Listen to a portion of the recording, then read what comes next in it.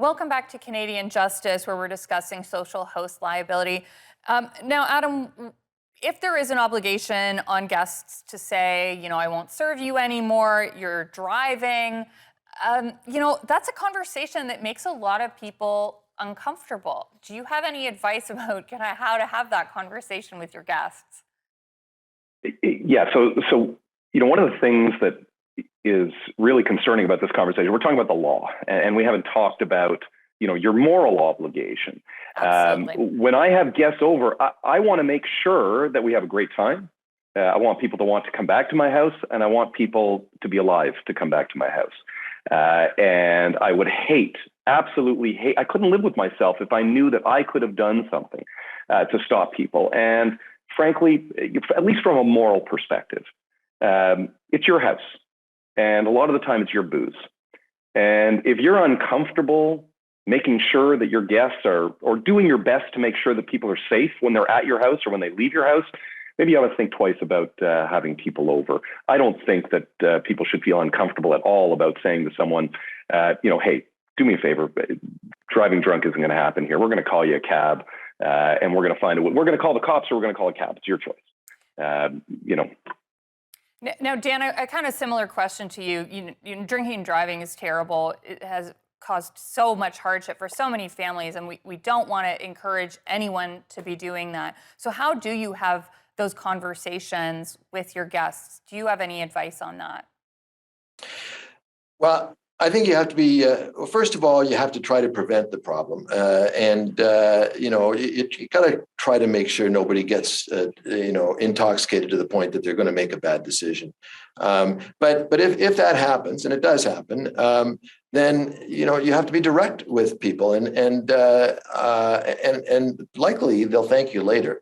And just tell them you can't drive. And if you're able to, take their keys, call them a taxi, and be direct and be, somewhat forceful if you have to.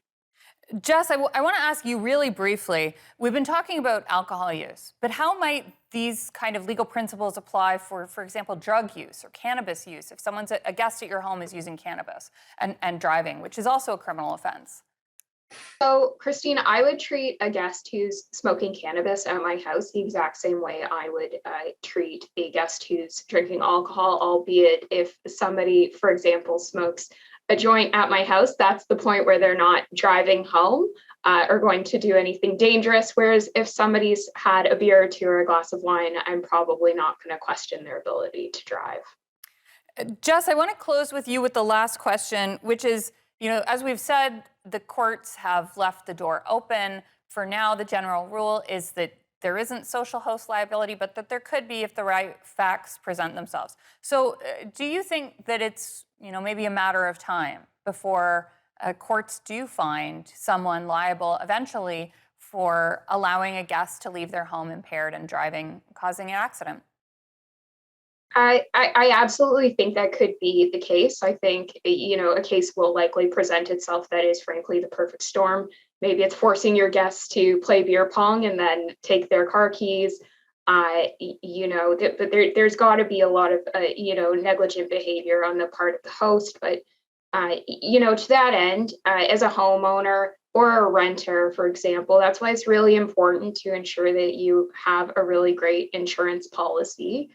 Because at the end of the day, if you do find yourself in a position as somebody who's getting sued for that reason, then your insurance policy is likely going to respond for you and take that out of your hands.